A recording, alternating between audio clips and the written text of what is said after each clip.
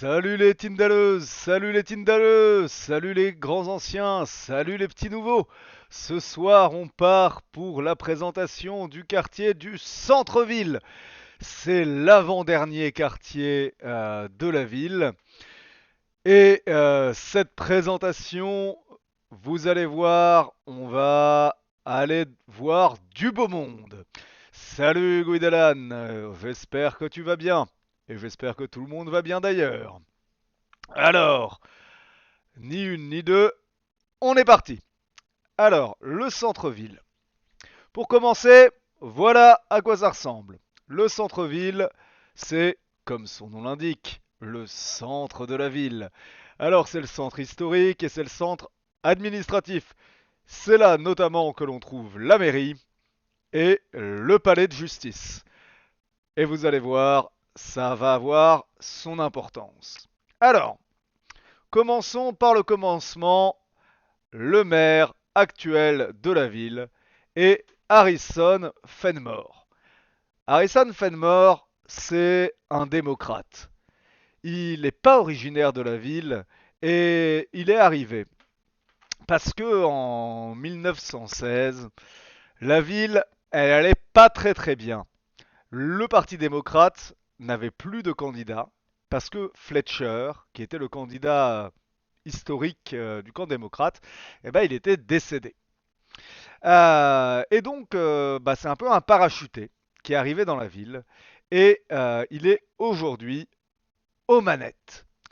La ville, il l'a reprise à Gordon Marty, le Grizzly. Un type pourri jusqu'à la moelle, d'après certains, un homme d'affaires ambitieux, d'après d'autres.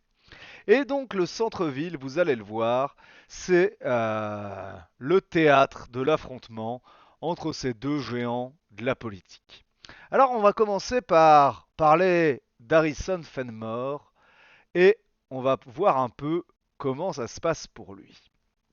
Donc Harrison Fenmore, quand il est descendu de sa bagnole et qu'il se prête au jeu des portraits, pour être illustré par notre splendide docteur Boyer, auteur de toutes ces illustrations, c'est quelqu'un qui est un professionnel de la politique.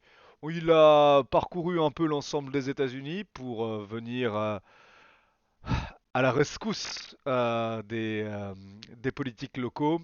C'est un homme d'affaires, pardon, un homme politique exceptionnel, comme je le disais, et il faisait équipe avec Andrew Lloyd, un type avec qui ils étaient de tous les déplacements, de toutes les campagnes un peu compliquées, ils arrivaient ensemble.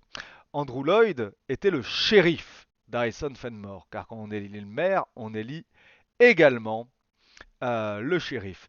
Et oui, nous avons la chance d'avoir le docteur Boyer avec nous, et c'est un illustrateur effectivement extrêmement talentueux et vaguement torturé. Mais ça, c'est un autre débat.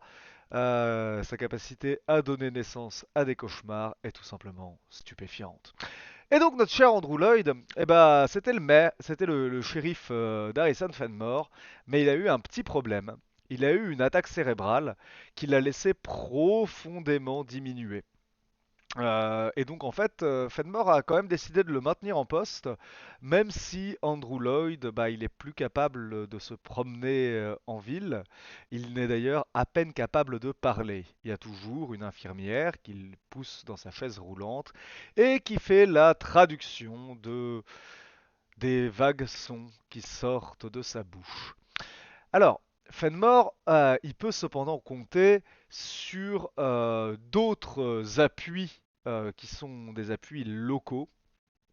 Parce que bon, il a un shérif qui est diminué, mais la criminalité a quand même vachement baissé. Parce qu'à l'époque de Marty, il y a eu des séries de meurtres absolument terribles dans la ville.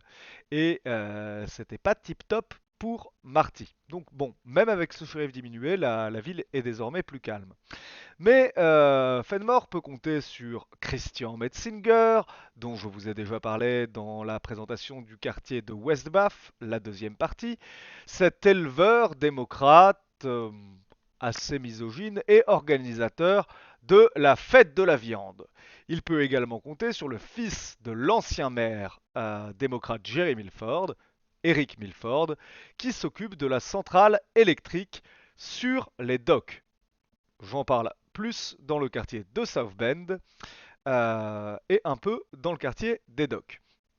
Donc Harrison Fenmore, même si c'est un parachuté, il n'est pas tout seul. Il peut compter sur les réseaux démocrates de la ville, parce que la ville, elle a pas eu beaucoup de maires démocrates. En gros, il y a eu Harrison Fenmore en 1916, Jerry Milford en 1900, et en 1880, le caporal Hampton Pritchett. Salut Chouba, ton retard est excusé, ce n'est pas la peine d'aller chercher un billet au bureau de la folie scolaire. Bien, de l'autre côté du champ politique, il y a Gordon Marty. Donc Gordon Marty, maintenant, c'est un conseiller municipal d'opposition, et avant, c'était le maire. Et notre cher Harrison Fenmore, bah, il doit composer avec le réseau de Gordon Marty. Donc Gordon Marty, quand il est arrivé en ville, il n'était pas connu. Il avait des pierres précieuses, parce que c'est quelqu'un qui travaille dans la mine, l'exploitation de gisements, et il a rencontré Amber Winthrop, qui tient une joaillerie et qui est la fille adoptive de l'ancien maire Philomenus Winthrop, que je vous ai présenté dans le quartier de Woolwich.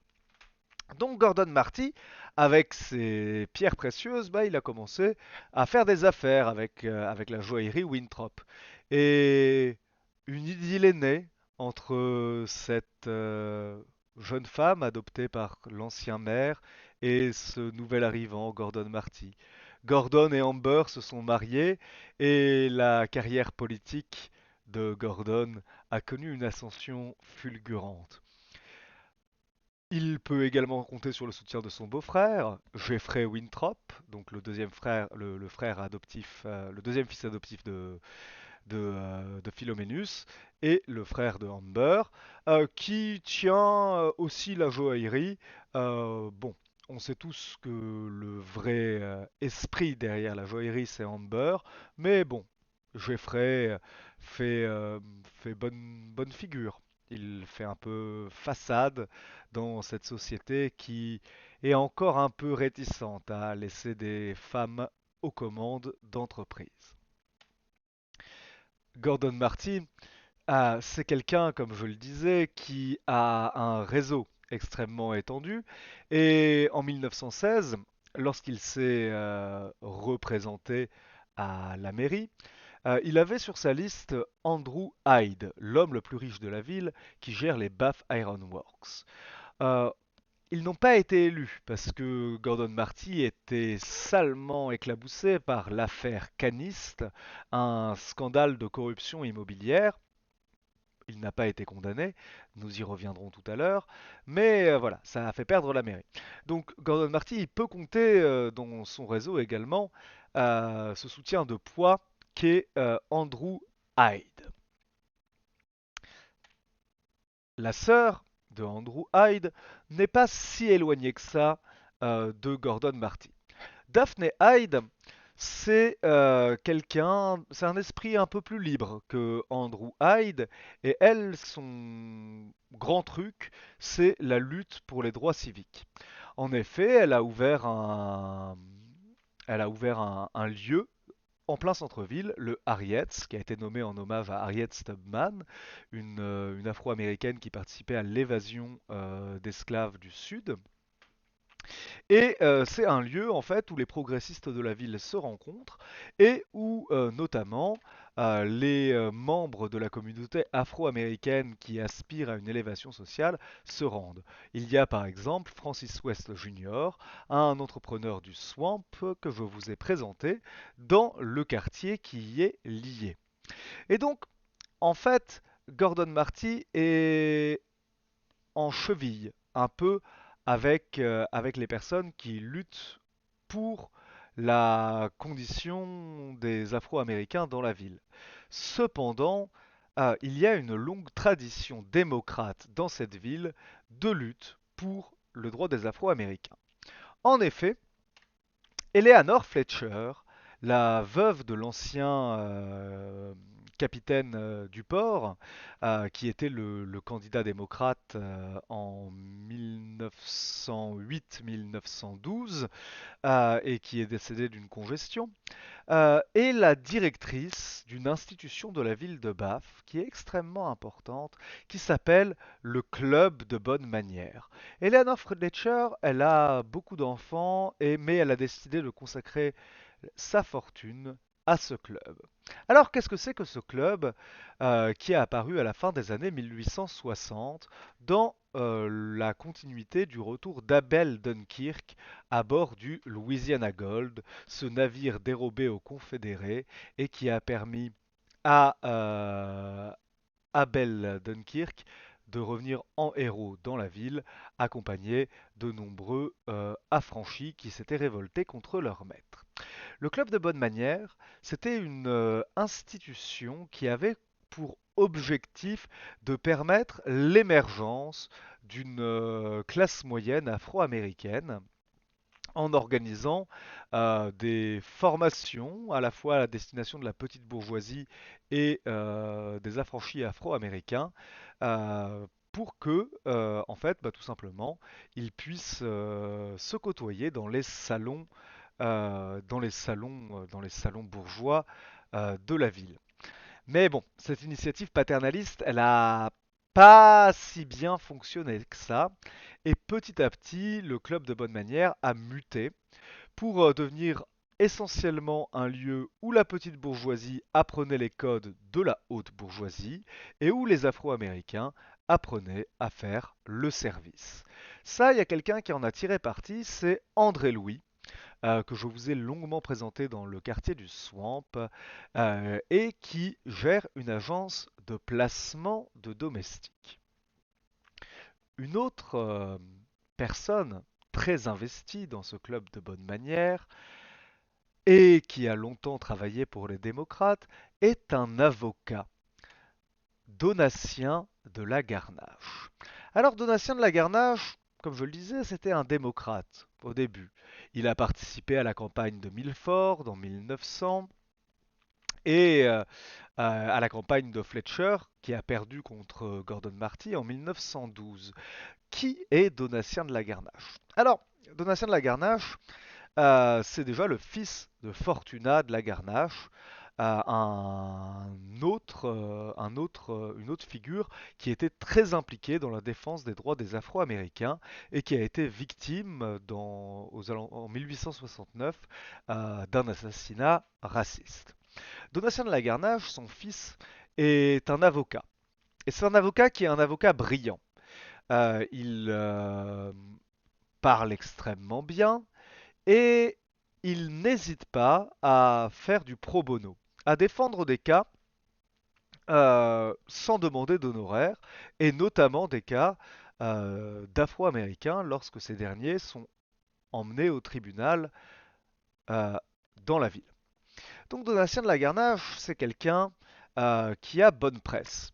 Là, on ne le voit pas sur l'illustration, mais c'est également un colosse. C'est un homme extrêmement grand, extrêmement fort, et il en impose à son entourage, et sa tendance à défendre les personnes qui en ont besoin irrite quelque peu certaines personnes qui voient ça d'un mauvais œil. C'est pas bien de c'est pas bien net, en tout cas, cette tendance à défendre des gens qui ne peuvent pas le payer. Vous rendez-vous compte? Peut-être que Donatien de la Garnache trempe dans des affaires louches et qu'il défend des gens qui ont réellement des choses à se reprocher. Peut-être qu'il y a une collusion entre la Garnache et certains milieux mafieux. Bien évidemment, tout ça n'a jamais pu être prouvé. Et Donatien de la Garnache a continué à tracer sa route. Et il a rejoint Gordon Marty en plein milieu du mandat de Gordon Marty, même si Donatien de la Garnache était un démocrate et Gordon Marty un républicain. Comme je vous le disais, le mandat de Gordon Marty s'est caractérisé par une explosion du crime. On peut citer par exemple le meurtre d'Hercule Jolibois au Gourmet Travailleur sur les docks. Ce chef cuistot du syndicat libre des travailleurs libres a été retrouvé mort dans la marmite de bouillabaisse du Gourmet Travailleur. Il y a eu des assassinats divers et variés, des accidents de la route plus ou moins suspects. Et bref, c'était la catastrophe. Et Gordon Marty avait fait un choix un peu audacieux, euh, mais qui s'est révélé payant parce que Gordon Marty s'est fait élire, c'est qu'il avait promu comme shérif John Langlois. John Langlois, c'était un policier du rang, un homme sans grand relief, un flic de base, comme on dirait, et il a été promu au rang de shérif. Et en fait, pour John Langlois, bah, ça s'est pas très bien passé avec cette explosion du crime. Et Gordon Marty, en bon politique, a débauché Donatien de la Garnache pour en faire son adjoint à la sécurité. John Langlois a été relégué dans l'ombre et il a commencé à en concevoir une rancœur. En fait, Donatien de la Garnache lui passait devant. Donatien de la Garnache donnait les ordres aux policiers et John Langlois n'était plus que l'ombre de lui-même. La rumeur dit que c'est à ce moment-là que John Langlois a commencé à sombrer dans l'alcoolisme. Toujours est-il que notre cher John Langlois s'est ensuite engagé en 1917 dans l'armée et est parti combattre en Europe. Il est parti combattre en Europe et ensuite il a rejoint le corps expéditionnaire des États-Unis, parti combattre les bolcheviks en Sibérie orientale. Il en est revenu en 1919, en pleine épidémie de grippe espagnole, auréolé d'une aura nouvelle. C'était celui qui était parti combattre les bolcheviks. Il a d'ailleurs été victime d'une tentative d'assassinat à son retour, mais c'est l'un des hommes de son escouade, le caporal Landers, qui est mort. On était en pleine épidémie de grippe espagnole, le tueur portait un masque qui dissimulait son visage, et John Langlois a commencé immédiatement à s'emparer de l'assassinat de son compagnon pour en faire de la politique. La faute à cet assassinat, c'était la dictature sanitaire qui empêchait de retrouver le coupable. C'était cette lie qui gouvernait la ville et qui l'avait empêché de régler les problèmes quand il était shérif. John Langlois est en fait devenu une figure importante de l'extrême droite bafoise, celui qui avait fondé le club de tir des agents de police en 1906 quand il était encore un flic du rang, est devenu celui qui cristallisait les colères dans la ville. Certaines rumeurs disent qu'il est membre du Ku Klux Klan, mais il n'y a aucune preuve de cela. Par contre, les rumeurs qui font de Langlois un alcoolique notoire ont la vie dure. En effet, on dit que les personnes qui vont aux Flamingos, tenues par Lorelei Harker, peuvent le voir au petit matin titubant. Alors, Lorelei Harker, elle a ouvert le Flamingos dans le centre-ville en 1917. Le Flamingos, c'est un sous-sol. C'est un sous-sol assez chaleureux et pendant la journée, c'est un lieu, tout ce qu'il y a de plus respectable, tout ce qu'il y a de plus presque ennuyeux. Pour vous donner une idée, l'amicale des comptables de Bath y organise son célèbre concours de calcul mental. Il y a également des associations de retraités qui viennent jouer aux Flamingos pendant la journée. Mais pendant la journée, c'est le compagnon de Lorelei Harker qui tient la boutique. Le soir, quand la nuit tombe, c'est Lorelei, cette ancienne danseuse, qui prend les commandes. Et le Flamingos est un lieu absolument fabuleux où il y a de la musique, où l'on danse et où des fois on sort quelques bouteilles. C'est le lieu des fêtards du centre-ville. Il y a même une magnifique production d'un ingénieur d'origine slave, Pavel, qui est une sorte de sphère composée de plein de petits miroirs qui pendent et qui donnent à la piste de danse un caractère vraiment enchanté. Dans le centre-ville, en effet, il y a une vie culturelle qui est assez trépidante. C'est là-bas que Robert Sewick, qui par ailleurs est juge, tient sa galerie d'art. Cette galerie, la galerie du juge Sewick, occupe l'essentiel du temps du juge. On y voit tous les plus grands artistes de la ville et des artistes très audacieux comme Léo Carès, dont je vous avais parlé lorsque je vous avais présenté le quartier étudiant du Montparnasse. Léo Carès donc vient y présenter ses sculptures syncrétiques, ces collages qui rassemblent divers animaux dans des créations chimériques qui frappent l'imagination. Robert Sewick est en effet tout consacré à cette galerie. Il a d'ailleurs épousé en troisième noces, pour lui, son troisième mariage, une artiste qui s'y produisait, Camilla Sewick, qui tient par ailleurs la fête foraine de West Bath, de Mill Cove, dont je vous ai parlé dans le quartier de West Bath, dans la deuxième partie. Donc, il y a le juge Sewick, et le juge Sewick a un peu la réputation d'être un juge, comment dire, des fois extrêmement laxiste, des fois inutilement sévère.